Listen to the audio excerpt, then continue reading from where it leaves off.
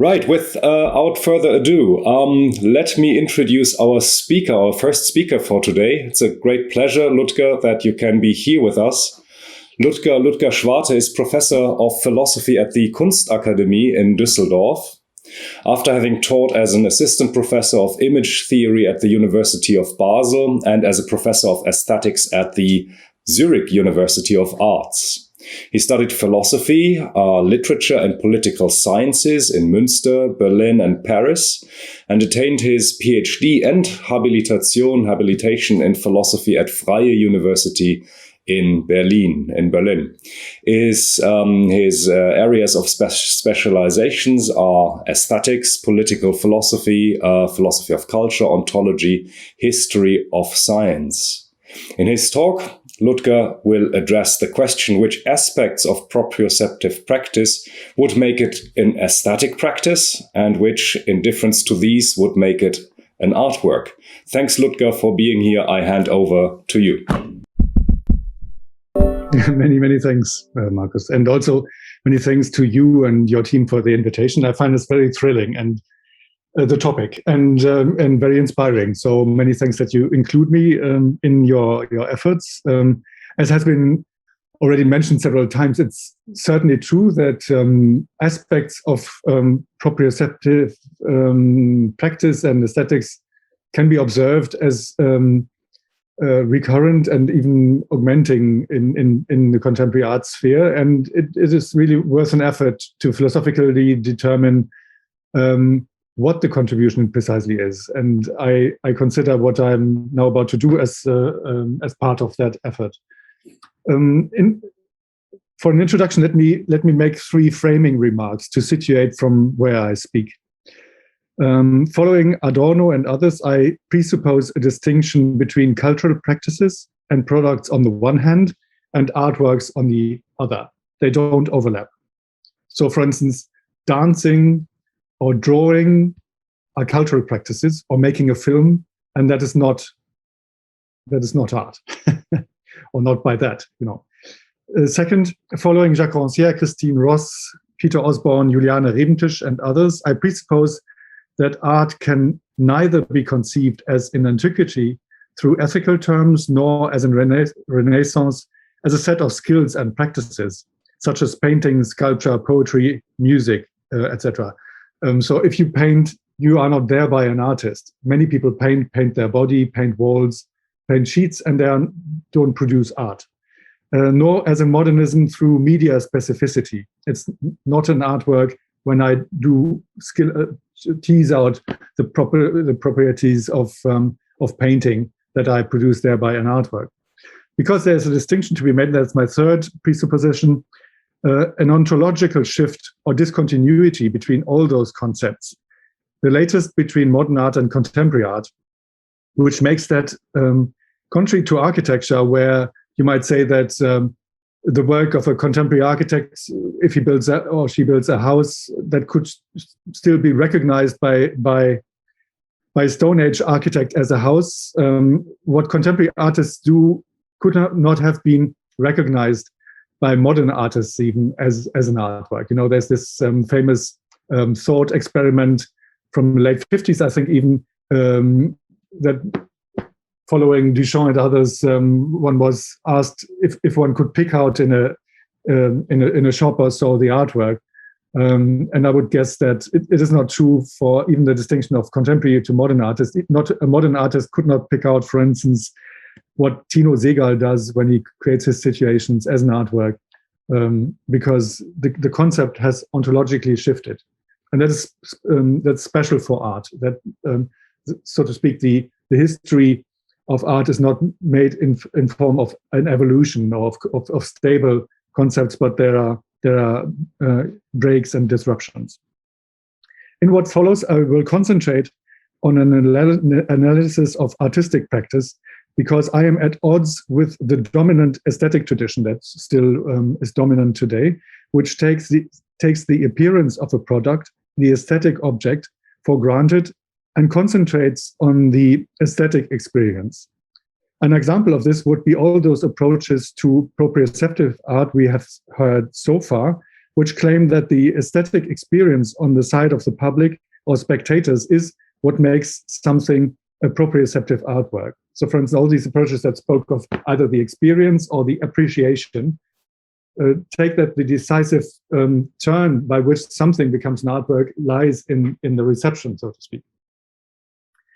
But if I succeed in convincing you that a distinction should be made between aesthetic and artistic practice and or experience, what about the experience of proprioception?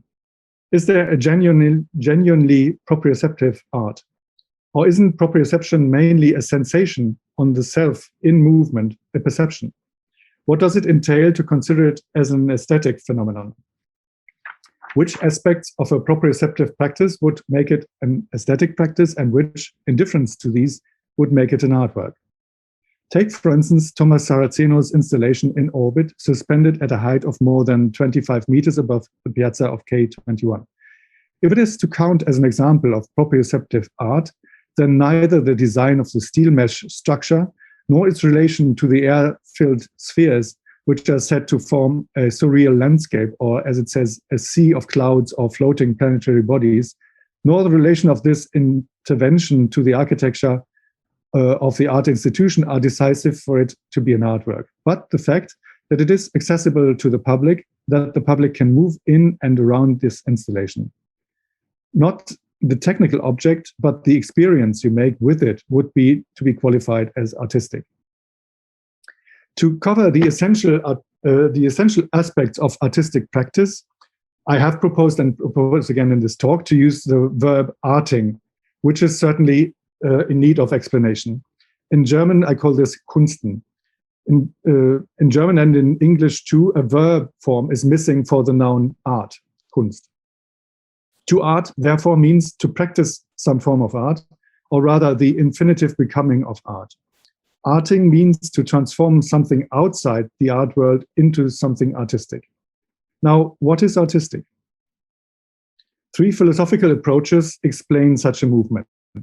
It's Dickey's institutional theory that would say, as you know, that something becomes a work of art once it is in art institutions. Markus Schenker has been referring to this. I don't consider myself, by the way, really an institutional theorist, but I know there's some aspects of this in my argument. But it's not convincing to the extent that, for instance, chairs, toilets, and people are in art institutions, and they are not artworks. So one needs to differentiate there. Arthur Dento's approach is to say that it is an object plus interpretation. So the difference between the not artwork and the artwork is that the urinal, for instance, has an interpretation with it when it is Duchamp's artwork. And Theodor Adorno utters the requirement, which I find even more convincing, that something aesthetic becomes an artwork through interpretation, comment, and criticism.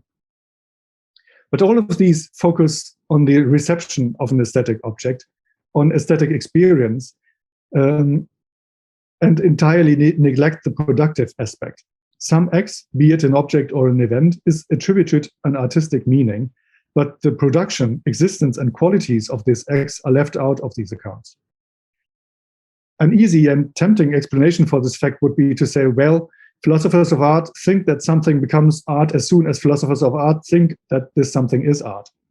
But philosophical thinking is not only involved in the reflexive experience and criticism of art experience, or of artworks, but already in the acts of invention and conception, as I will try to spell out. So, how do you give an account for what artists do? No, what do they do? At first glance, things seem simple. When an artist works, she produces a work of art. But is it really work? Hannah Arendt says work is reproduction. So making artworks is not work. But is it production? Hannah Arendt differentiates between work, production, and acting. Is it production? Is the core of what artists do the production of aesthetic objects comparable to jewelry, interior design, and fine cooking? Is it a manufacturing production of investment products, products destined for consumption or for aesthetic contemplation? I propose to differentiate in a second step now between aesthetic and artistic practices. Aesthetics, as you know, is concerned, that could be basic definition, is concerned with the reflection on modes of perception, including objects, representation, and aesthetic judgments. What are aesthetic practices? It is not just the practice of receiving, of seeing, listening, experiencing, interpreting a work, a meal, a view. Aesthetic practices are all those where attention is paid to the way we perceive things, They form a reflection on perceptual processes and prepare aesthetic judgments, like taste judgments. However, aesthetic practices are not primarily concerned with these judgments, but first and foremost with evoking and experiencing aesthetic qualities. Baking cakes, tasting wine, visiting places of interest, designing gardens, cutting hair, applying makeup, and making coffee. All these are aesthetic practices. They are not necessarily professional activities as such, like designing fashion, decorating houses, erecting graves, making tattoos. Their purpose, also as amatorial practices, is not to make money or to gain social esteem. All aesthetic activities, amateur or professional, be it painting, music, or pottery and gardening, are not primarily intended for reception. It is not about feeling pleasure or gaining social distinction. One performs an aesthetic practice not to achieve such an effect, because it is not replaceable by other practices that will have the same effect, like taking drugs or by immersive illusion. But it is an end in itself, to focus attention on modes of perception. For most aesthetic practices, this quest to focus attention on modes of perception is the decisive element. We play the piano in order to play piano, not to listen to the sound produced by the piano. I cook because I love to cook, not just to feed myself. I paint because I like to paint, not to stir awe and interpretation. And of course, I like to sense how my body moves when I walk on Thomas Saraceno's In Orbit or when I slay down Carsten Höller's Test Site. The same, I would hold, would go for people who do wingsuit base jumps. Aesthetic activities are carried out to bring out aesthetic qualities on an object or in a situation. The goal of the practice is the activity itself, in which the spontaneous element of the activity becomes manifest, to carry it out. Bringing out a floral arrangement with style, creating an impressive harmony, a beautiful form, these are spontaneous aesthetic achievements. It is attributable to me precisely because it wouldn't have occurred anyway, and because I didn't know exactly how it would be like, but I had to reflect on how to do it. Aesthetic practices are related to a specific vision on the dependence of aesthetic factors on the production of non-aesthetic qualities. Aesthetic effects are triggered by qualities that are themselves non-aesthetic, such as shape, color, sound, volume, movement. Now, even if spontaneity is at the center, there are two ways of carrying out. One based on know-how, the other trying something out.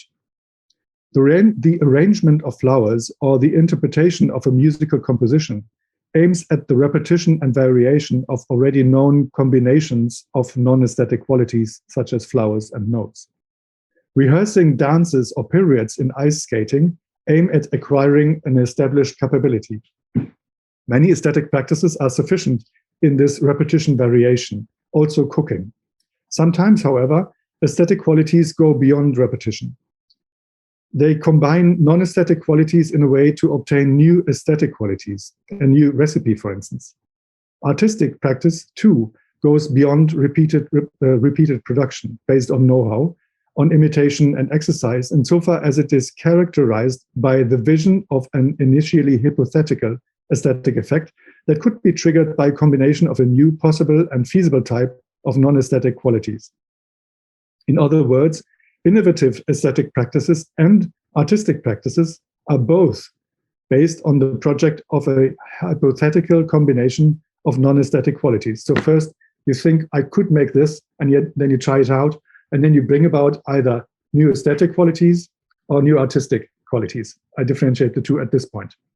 Nick Zangwill, a philosopher from Great Britain, calls this an aesthetic insight.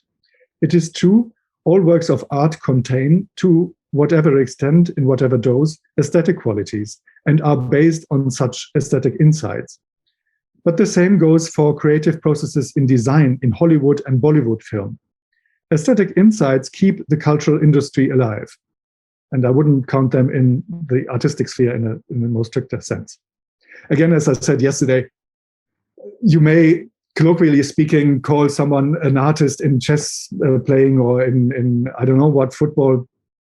It's okay. But if we philosophically try to differentiate and make clear what the difference is in these practices, I'm now concerned more with a stricter and normative concept of art, and try to tell you why I don't think every form of innovative cooking is really art, properly speaking. Therefore, it is important to draw a sharp distinction. Aesthetic qualities, beautiful, elegant, ugly, etc., are not the only or perhaps even the decisive qualities of works of art. In contrast to everyday objects, which are formally finished and shaped to be functional, works of art are assessed as daring, impudent, witty, and intelligent. These expressions, daring, impudent, witty, and intelligent, are expressions with which Arthur Danto marks out the qualities by which Duchamp's fountain differs from a urinal. Now, these attributions of qualities like daring, impudent, witty, and intelligent address a vision of possibilities and not actual aesthetic quality. Artistic and aesthetic criteria are therefore not identical. Aesthetic quality is a more or less directly perceptible quality of a work of art, like a successful form, a shocking color, a dissonant sound. Giri had a whole list of these aesthetic qualities, like also harmony, disharmony, etc., which may play a role in a work of art and which are directly perceptible. On the other hand, artistic quality, such as wit and originality, is a relational quality and implies a comparison with other events or instances or objects. So aesthetic qualities are perceptible, artistic qualities are relational. Daring, impudent, irreverent, witty, and intelligent distinguishes the understanding that precedes the realization, that which guides the project by means of epithets of epistemic knowledge. Artistic criteria are epistemic. They single something out in relation to a conceptual set. Artistic doing is therefore not exhausted in the production of aesthetic qualities. That's important now. The production of aesthetic qualities is something that is not at the core, or not anymore at the core. It was in the Renaissance and in the 18th century, but it's not anymore at the core of artistic doing, of what I call arting. The kind of understanding that is needed to make art, is not only the kind of understanding on which possible new ways of encouraging aesthetic qualities are based. An aesthetic insight, of which Nick Zangwill talks, is then just not enough. Rather, what is sought, one might say, is an artistic vision. In an artistic vision, the aesthetic insight is a necessary, but certainly not sufficient condition. So it's a necessary, but not sufficient condition, since works of art cannot be distinguished from other things, or at least not exclusively, by aesthetic qualities. From Duchamp to Warhol to appropriation art and institutional critique, this has been fully demonstrated. An artistic realization is only indirectly dependent on the organization of our senses. Just because I draw, paint, make a film, make a video, rhyme, write a book, dance, or play the piano, that doesn't mean that I make art. Nor is it because I conjugate or combine material in a reflexive constellation that I make art. Because the same activities also appear in contexts that have nothing artistic about them, like DJ sets, documentaries, video games, or TV news. Sorry for those lads who defend video games as art, I don't. They may be artistic ways of going about it, but they are not for themselves artworks. Activities of this kind, in the sense of a combination of material and the organization of the senses for de novo produced non-aesthetic arrangements, can certainly be involved in the creation of art, but they are not or no longer the hallmarks of an artistic activity. The latter has emancipated itself from aesthetic practices. If I take the most mind-blowing drugs, or if I flip the most daring somersault, I'm certainly making an unheard of experience, also relative to others, but this relation is based on a specific type-token relationship, like a kind of drug, a kind of somersault. An artistic insight will go after something that has no category yet. So an artistic insight is special insofar as it goes for something that has no category yet. It's not a type of token relationship. So make a painting, of course, it would be a token, another painting, but a painting as a painting is not an artwork. Juliane Rebentisch takes the opposite view. For her, a work of art is essentially the reflexive transformation of an object through experience. This transformation for her is uncontrollable, according to her, notably because the experience refers to appearance and therefore to the independence of works with regard to their performance. In appearance, objects open themselves to the process of transformation into art and give rise to all kinds of interpretative and imaginative acts by the subjects. These are performed as aesthetic judgments, says Juliane Rebentisch. But it is not only thanks to the institution, nor only thanks to experience or interpretation that works of art exist. Its objects or situations are not simply given, but mostly formed, gestaltet, I would say in German, formed and need to be reinvented. The experience of artworks is not directed at the same set of open objects every Sunday yet again, as most of my philosopher colleagues seem to stipulate, because for them they take always, works of art for granted and only underline with Umberto Eco that they are open to interpretation. Of course, they are open to interpretation, but first of all, you need the artworks, and then you can maybe then interpret and experience them. And most philosophers just take the existence of artworks for granted. And of course, that could be a self-sufficient play. There's a museum full of objects that you can always reinterpret, and that's what you do. But why? How would you explain the need for new object situations, new movements, disruptions in the art sphere, in the art practice? So the experience of artworks is not directed at the same set of objects, of open objects every Sunday yet again, but needs to expose itself to something that has no name yet. And that's what I call arting. Is art then the production of things of which we don't know what they are, as Adorno famously said? I find this very useful definition.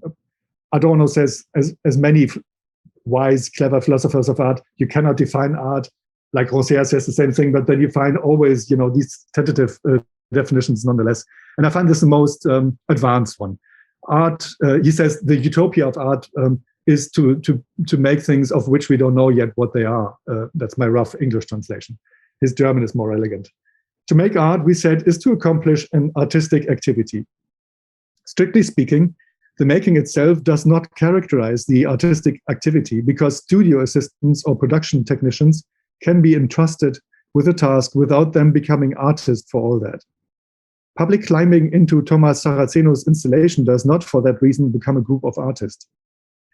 As long as they only produce or instantiate what others have imagined, the work is not attributed to them, even if they are ultimately admired for the qualities they have added to it. On closer inspection, an artist is not one who makes art. No one becomes an artist by perfectly copying and thereby making an artwork. Even the perfect execution of the unique, such as can be achieved by highly skilled assistants or technicians, like in recording engineer, for instance, does not make anyone an artist. The public, the spectators, are often part of the production of an artwork in interactive or relational aesthetic formats or in conceptual art, for instance. What elevates an artist above or beyond the group of performers, manufacturers, is her idea of something to be made, the invention of a new possibility, coupled with the development of a new way of making it. So it's a new starting, a new way to start. What is aimed at in arting is above all a spontaneous realization, a new mode of becoming. To art does not mean to make or produce anything. It means to carry out a reinvention of itself. Art has a specific history, not identical with cultural history, because it is constantly reinventing itself. Art must therefore be sought outside its conceptual and social institutions. It is a dynamic of negation, and for this very reason, there is art, but not the art, only plural and agonal approaches. The quarrel about what art will become is at the center of the concept of art. That is why the history of art is full of discontinuities or even ontological breaks. The originality of their idea seems to therefore be the requirement for works of art. Originality is a sufficient, but perhaps not the only condition for artworks. So I'd say I had a necessary condition. There's always some manifestation that may imply what I have called an aesthetic insight with Nick Zengel. That's a necessary condition. The sufficient one sufficient one, I'm not sure it's the only one, is originality in a way that I will now try to analyze. It's not, of course, innovativity in the neoliberal sense. I don't want to be misunderstood on this point. Originality here does not mean same, but different. Artistic creativity gives rise to ideas or objects or events of a new kind. In German, I would say neuartig, events of a new kind. Artistically relevant originality is genre novelty. It goes beyond the mere novelty of an aspect or numerical difference and ultimately aims at a conceptual shift. It's a conceptual shift that's at the center, and that's why I think philosophy does not only play a part in the reception, so in interpretation and critique, but already in the production of artworks.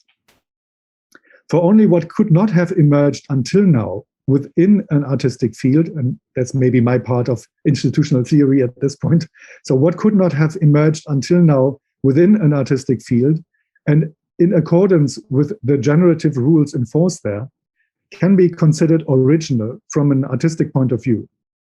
Another way of speaking, and not just another phrase. It will be something that will be difficult to comprehend, something that will surprise or even surpass all those who are familiar with the generative rules in force, or who have sufficient information about contemporary art. The decisive element is a conceptual leap that elevates what is sought or what ought to be done out of its concept and opens a gap for what was hitherto excluded from a categorical point of view.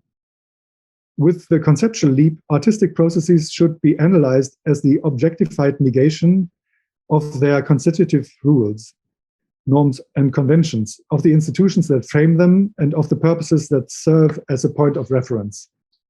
Every minuscule negation contributes to the transformation of the concept of the artwork and ultimately of the concept of art.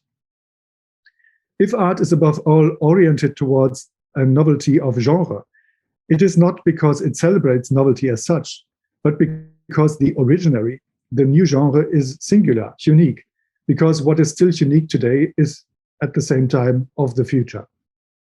That is why the temporal structure of artworks is decisive. The main point of orientation of artistic activity is, if I'm not mistaken, is not contemporaneity, or should not be, but initiality, inexistence, and futurity. This becoming of art, which I call arting, must not only be differentiated from work, from making, from action, but also from performance and interpretation, insofar as these are strictly subject to rules, institutions, and result. Compared with the maxims of economic innovation, the radically new is the negation or metamorphosis of the constituent rules. The radically new is not a new element in a class, it is new as a conglomerate without classes. As a conceptual leap, it relates to what it stands out from, and moreover, it does so by testing new bases, rules, and modes of implementation that are non-deducible from what was known as valid before. It is in the process and not in the product that radical imagination is revealed. If we agree on these points, we may again turn to the question whether there is proprioceptive art. Which aspects of a proprioceptive practice make it an artwork? Do the examples we have of artworks involving proprioception qualify as artworks because of proprioception, or is proprioception merely also involved, but not constitutive for it being art? What would be an example for a practice that is artistic because it is based on proprioception? According to the working definition of the Proprioceptive Art Project team led by Markus Schrenk, something is a proprioceptive artwork if, first, it appeals only or primarily to its recipients' proprioceptive senses, and if, second, it qualifies as an artwork.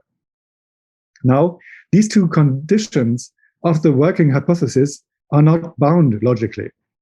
It could well be that there is something that primarily appeals to proprioception, and that is an artwork, but it is not an artwork because of its proprioceptive quality.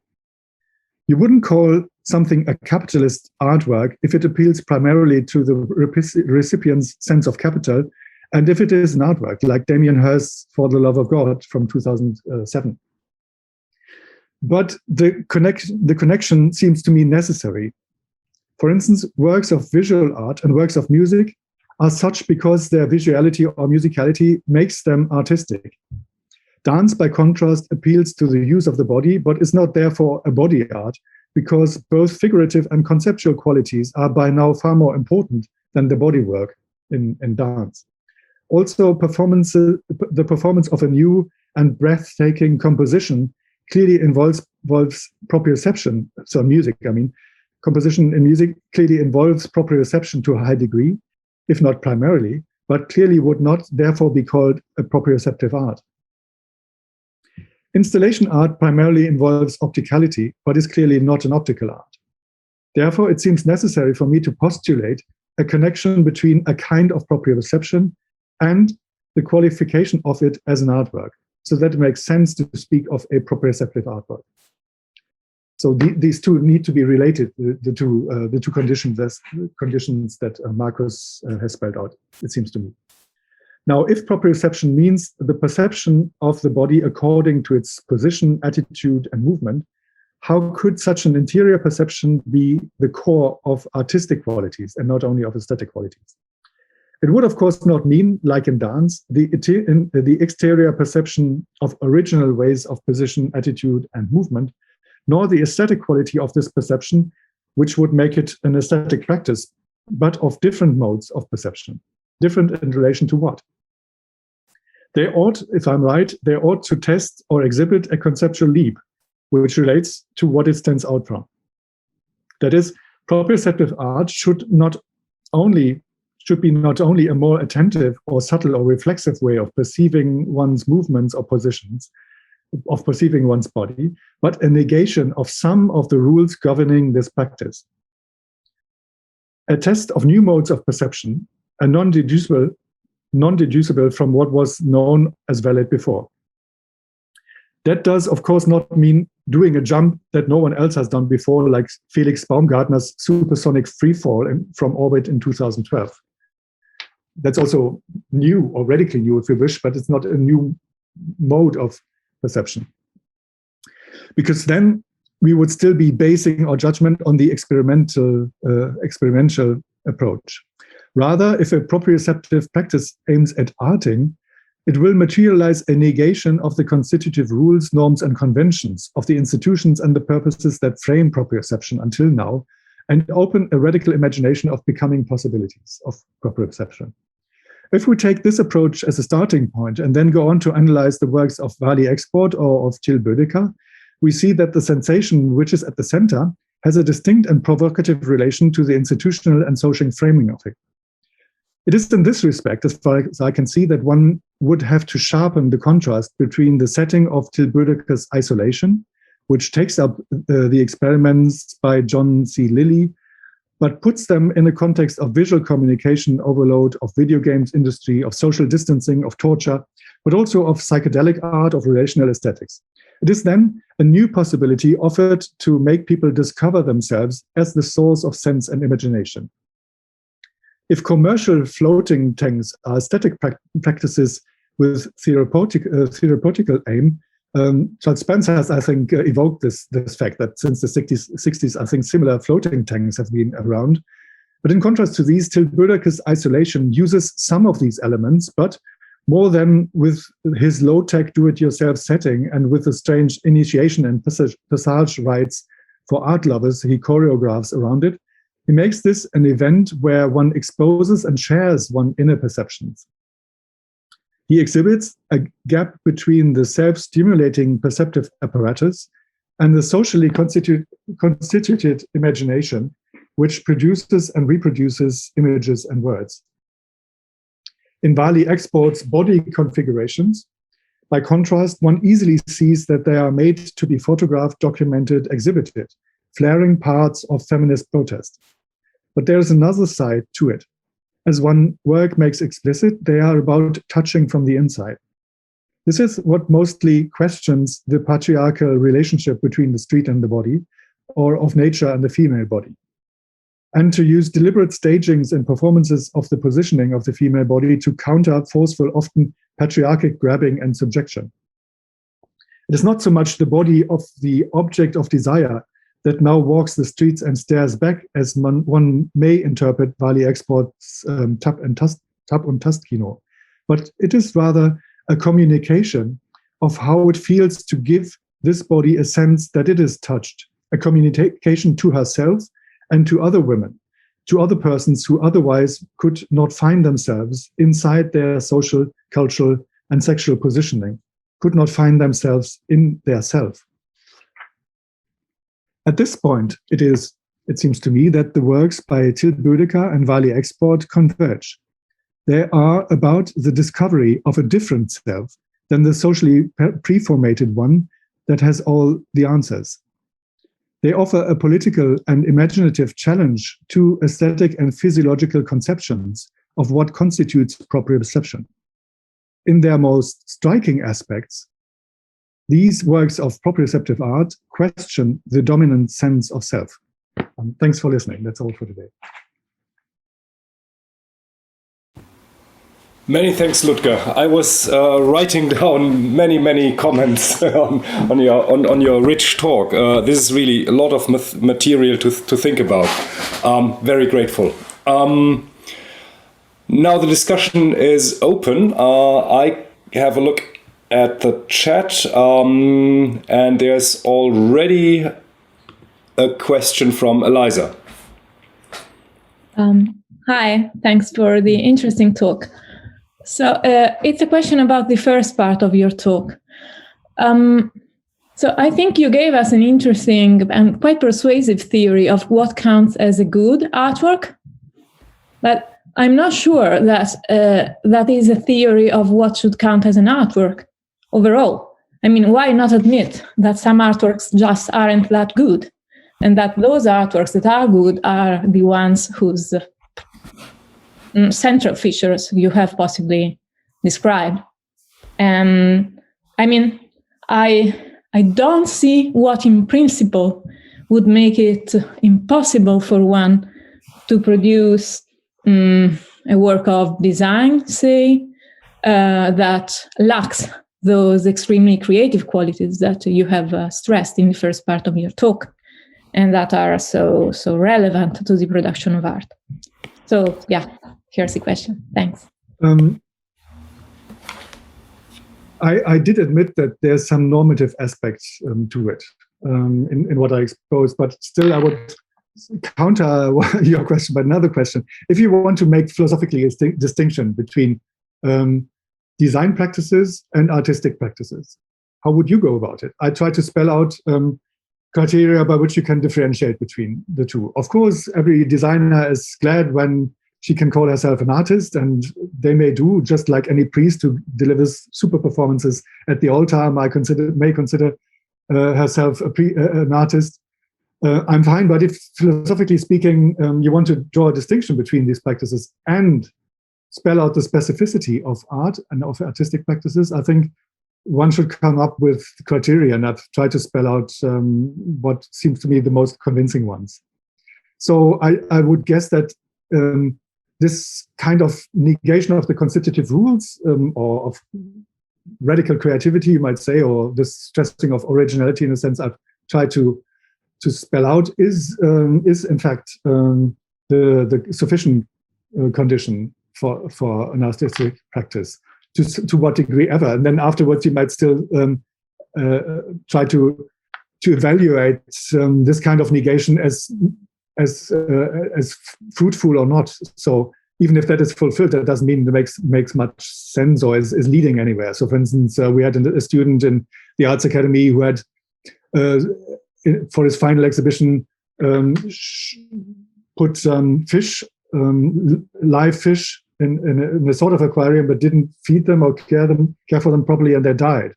And of course, that is something unheard of and provocative. But I wouldn't and it's a negation of what he has been taught in the arts academy. But I wouldn't think that was a very fruitful contribution to art for other reasons, you know.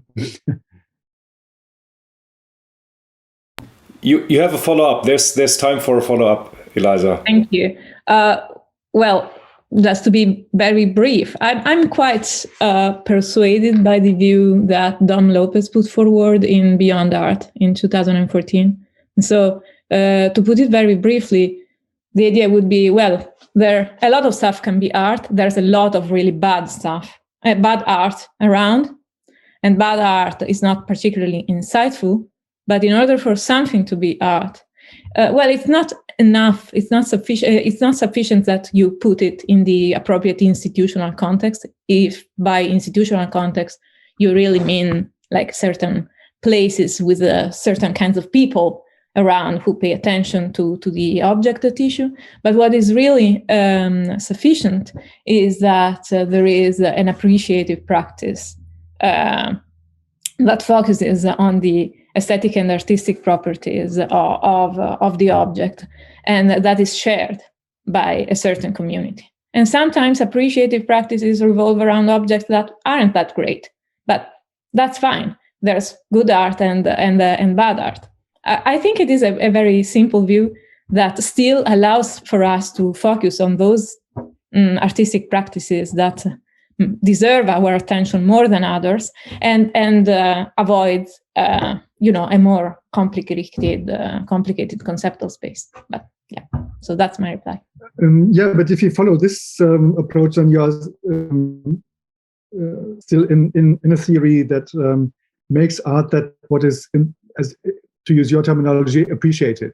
So if it's appreciative practices, then it transforms your Sunday painter's painting into an artwork. See, if this Sunday painter gathers around his friends, they all drink a lot of champagne and they think, "Oh, Frederick, what a great painting you have made again."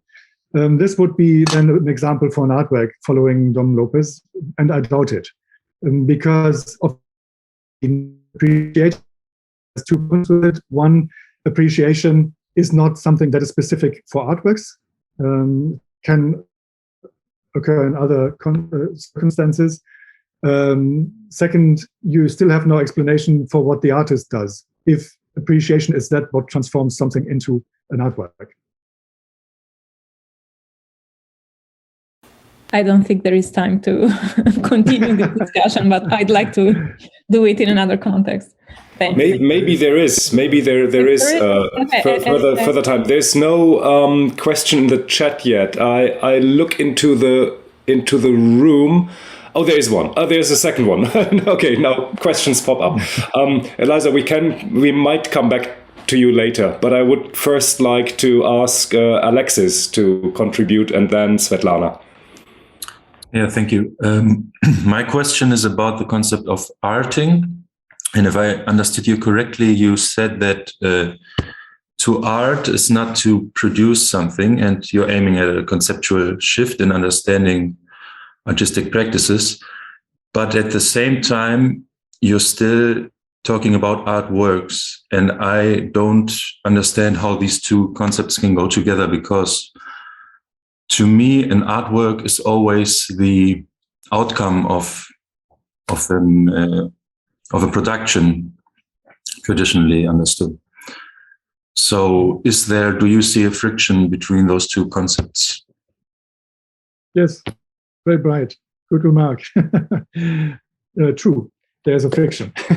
Because if I say art, making art is not making, it's not work, I should not use the word artwork, because it implies a work. Yeah, true. So that I admit. I should maybe also come up with another neologism for what used to be called artworks. I will work on that, thanks. But concerning arting, I think the most, the closest I get to really understanding myself is when I try to underline that arting consists in new ways of beginning. And that means That's not so much a conceptual leap in the philosophical sense. So there's something philosophical about it, but it's still a way to start. It's a way to begin. And that means there's some form of materialization involved.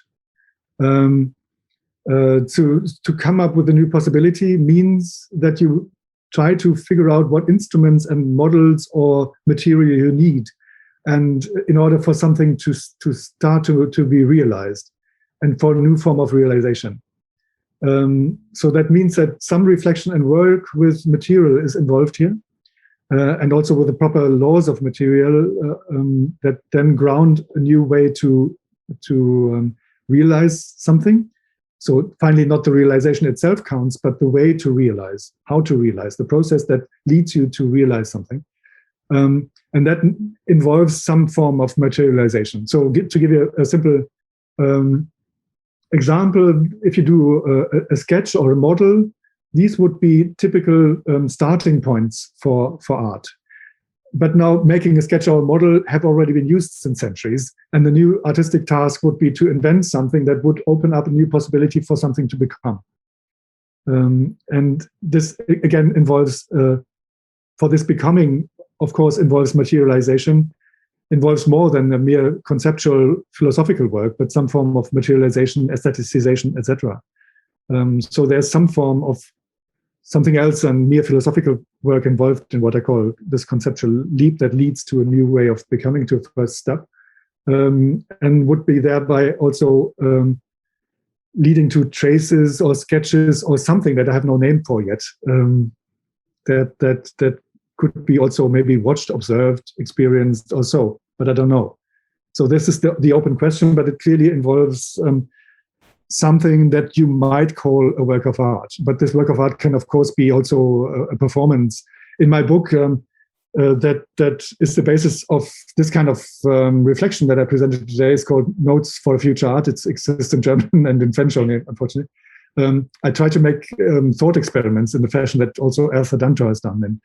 And so, for instance, I imagine some form of choir that mourns the end of art. And that could be something like not an artwork, but some form of arting. So for me, the process is more important than the work of art. But of course, I grant you that my talk of artworks is problematic. Okay. Svetlana, please. Yeah, thank you. Thank you, first of all, Ludger, for your very, very clear and productive distinction, and also for the focus on the relation aspects, and also for the focusing of this moments of shiftings, because in my point of view, it's very, very important to have this in mind. What I would like to say is just like more a comment on the discussion concerning all this question of the good art you had before, because for me it was quite interesting to see that this question is so present at all in our discussions, also from today and also yesterday and the day before. Because for me it's quite not that clear, I guess, why we just discuss this category of being good and this at this point and in this strong sense. Because for me, and I'm coming from, on the one hand, from the media and culture studies, but from the other hand, from the art history and art science, this question of being good, what makes art good art, is very, very difficult to grasp or to understand, because for me there's a question, is it being good the question of circulation on the art market, or is it the question of I don't know, of canonization of an artwork? So I maybe just to come back to you, Ludger, for me it was very productive and very fruitful that your talk, as I understood it, didn't need that kind of normative settings and that kind of normative discussion of this aspect. And so for me, I had the impression that on several points, this question of being good, or being good art, or being good proprioceptive art was very, very strong and had a very strong presence. And for me, it's quite an open question, why or what's the fruitful, or what is a very productive switch of asking it like this and not just questioning another way around, maybe. Yeah, well, it's clearly a problem once you talk about art, where you draw the distinctions and how you do it. And for instance, art history, my great enemy, because in art history, you have a very well-funded field, much better funded than philosophy, where they deal just with anything that has some ornament on it or some symbolic meaning. So roughly speaking, you find art historians who work on chairs or wardrobes from Flanders in the 14th century. And they clearly by that don't apply a very strict concept of art. They think something with a symbolic meaning is already art. And of course, there's art theories like from, say, Cassira, etc., who think that the symbolic function already is sufficient to qualify something as an artwork, just as in Dento you find that. And maybe in Dento you find a step further, some indication to where an aesthetic function supersedes the symbolic function. But still, if you follow these strands, then you cannot find any criteria to differentiate strictly between, say, a novel, a recipe, a wardrobe, a wall painting, and something that is happening in what I would call art in a stricter sense. And if you would agree with me that it makes sense to try to spell out what the specificity is of art in this stricter sense, then you cannot evade being normative at some point. Because if I'm right, then there is no overarching transhistorical concept of art that is possible. You cannot. So what I've spelled out today, of course, has tried to include some aspects that would also go for Michelangelo and Da Vinci. And yet, some aspects of their practice is just something historical that would not count for today. So, for instance, if today someone paints Putin, he does not, in oil, produces a very elaborate painting of Putin in oil. I wouldn't call it art. It's clearly a painting, but not an artwork, for reasons I've tried to spell out. But these reasons I've tried to spell out clearly take a position. If it's right, my observation is right, that philosophical stance in contemporary art is always taking part in the agonal forces that will determine what art will have become in the future. So in the future, certainly people will know which attempts or approaches would count as more fruitful and would more clearly have spelled out what contemporary or future art would have been. But there's certainly some aspect of normativity in what I've spelled out, of what I call, what I find, more appropriate to the specificity of art in what happens in contemporary art than other things. I have not tried to cover every aspect of what's happening today in the art world with my concept of arting, for instance. There's other aspects that are critical to most of what's happening in contemporary art. In the book, for instance, I criticize contemporary art for doing mostly aestheticized sociology or applied art history. So reenactment is applied art history, and often enough, engaged art is applied sociology. You have a video of something, a video loop of some problematic archive or so, but that doesn't make it an artwork in my sense. So there's some aspect of normativity, but I'm not afraid of that. Good. Okay. Thank you. Benjamin has another question. Hi, Ludger, and thanks, because I think it is a fruitful position. But I have two different things. One is a genuine question, and the first is actually a comment, because I see some consequences of your thesis that actually contradicts some of your premises or some things that you said in your talk. Because, for example, I think that by your definition, video games could be art. Video games or other things like design, also sports, could be art. Because yes, sure, could be, because, but not by design or video games. Neither does painting nor making a video.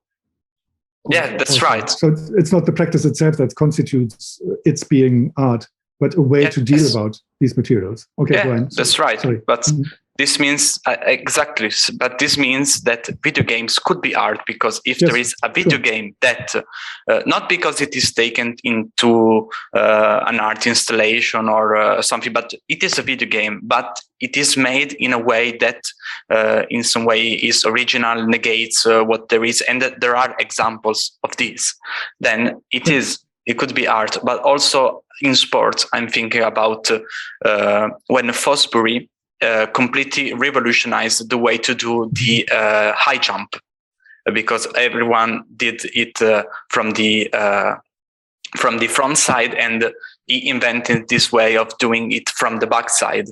This is a perfect example of what you said. And so there I contradict. No. Sorry if I may, because it is still in the same functional framing of jumping over a bar. You see, it's the same with, my example was Felix Baumgartner. I don't know if you know this guy, I think from Austria, who jumped from the orbit in free fall. And that's, of course, the most breathtaking jump someone has ever made. But it's still the same, it has the same framing jump. Okay. And I would say there you needed to respect, I think this aspect I brought in was Adorno, of not knowing what it is. So when Fosbury made his flop, people said, oh, what a interesting way to jump over the bar, but they would know it's a way to jump over the bar, and they didn't think, oh, what is that? What does it do? You see, but maybe continue. Sorry if I intervene. No. Just not to be misunderstood.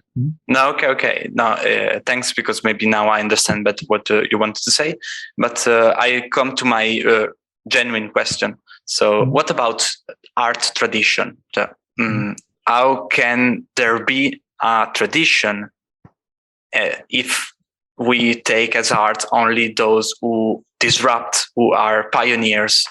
What about all that come after and in a way follow that first example and create a tradition?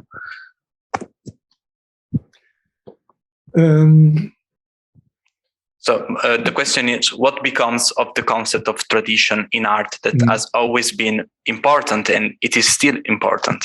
Yeah. The concept of tradition was sort of present in my presentation when I spoke about the constitutive rules of the art field. So, of course, the tradition forms these rules. And it's a long-running tradition, but it's also shorter. So, for instance, in the Arts Academy, people are taught by professors who tell the students what the constitutive rules of art are today in their view. And someone may emulate and repeat these rules and paint like Katharina Grosse or like Peter Doig. But as long as she does so, the student is not an artist, but just repeating what the professors do. In Renaissance, you have this concept of art which is the reason why academies of art were founded, where you think you have a certain rule, a certain set of rules, which the student must follow, and everyone who complies to these rules of production of an artwork does produce an artwork. This was the Renaissance conception of art, and that's why it's taught in the academies, and they look after the standards of production. But of course, we have separated ourselves from this, and the artists of renown from the Renaissance are also known for the little or big inventions they've made, for this other way of painting, for this other aspect, for evaluating still lives more than battles or kings or something like that. The history of art is also written for these sometimes tiny little personal aspects. But often enough, in art history, it is attributed, or the accounts sum up to attributing something to a personality. Also in Goodman, for instance, you find this. And to some extent in Dento, the fact that, for instance, Picasso signed it is something else than if I sign it, or if Poussin paints it, then it is the trace of the master in a sense.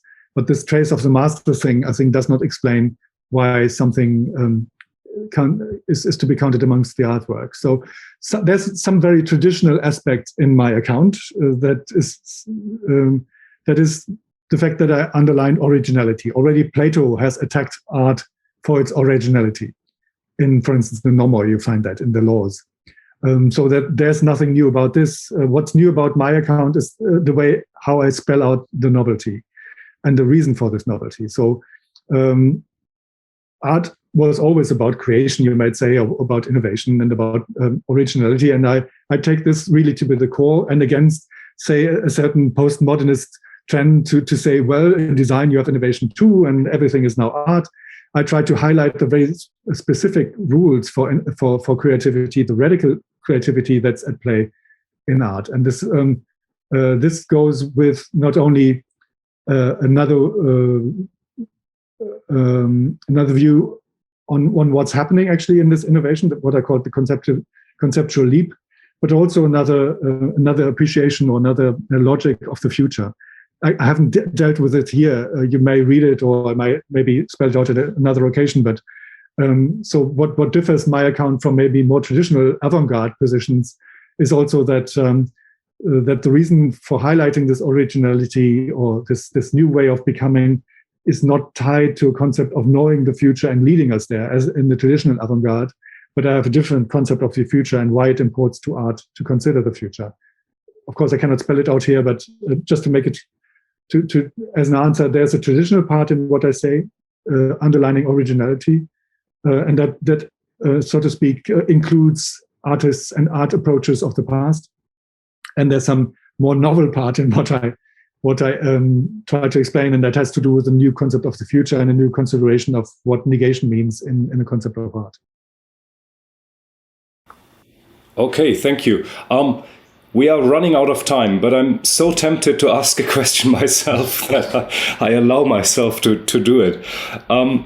Thank you very much for making me realize that there's this because. I indeed took the two attributes, being art, being proprioceptive, as logically distinct. But bringing this because into play is extremely fruitful. Still, I think that that if something is art because it is proprioceptive, that would make it good art. But I wouldn't say that the distinction lies there, that it makes art because it is proprioceptive. But never mind. But my question on the because is still this, in order to understand it better. I somehow think that on your definition of art or arting, the innovation aspect is really the most important aspect. I still help me to see more how something is an artwork because it is visual, because it is auditory, because it is such and such, without referring to innovation, because then innovation is the motor of it being art. Could you highlight again? Could you give me an example again where something is art because it is visual, not because it is innovative in being visual, but because it's visual or because it is so and so? In order to understand the oomph of the because more. No, I would say it's the innovative dealing with the visual that makes something an artwork. But then it's the innovation which is the factor. It's just visual, okay, and it's the innovation within the visual that is doing the trick. But it's not. But it's not the visual. It is still the visual. Otherwise, you have visual representation. You have all kinds of visual representation. But if you work within the visual and come up with a new way of making this visual play out, then this is a candidate for appreciation of something as a visual artwork. And so I want to be understood regarding proprioceptive art. You are right. You might distinguish. You may not. You may still keep your working definition and have them logically distinct or separate. And these would then form a field of candidates for appreciation of something to be a proprioceptive art artwork. So they may count as making the field of something that is somehow both an artwork and proprioceptive. But in a stricter sense, what makes, when it comes to speaking about proprioceptive art, there should be artworks that are artworks because of the way they deal with proprioception. And then the next step is needed. It's not which way, is it the way that they do a different way of jumping? No, it is, if I'm right, if I take the examples we all agreed on, or at least your group agrees on, that was my last sentence. It's the way they question the dominant sense of self. So if proprioception is about the self, it's about feeling yourself, then one artistic way of dealing about this, or of making proprioceptive artworks, would be to question this self that is produced by or affirmed by proprioception. Yeah. And this way it would come out with, at least with a questioning, or with a new mode of a self. So if I'm right in my interpretation of Wally export, there is a sort of a dialectics at play between the self of the female body, socially produced in a way, and the female body that communicates with other female bodies, this how it feels like to be this self through artworks. I see. And I would guess that this would be my way to go. Otherwise you have this disconnection, and it could be just accidental that they have these two features. Sure, good. Yeah, thanks. That clarifies a lot. And thanks for taking up the break with my own question. Ludger, thank you very much for your talk, which is very inspiring. And thanks for the questions as well. Thank you. Okay.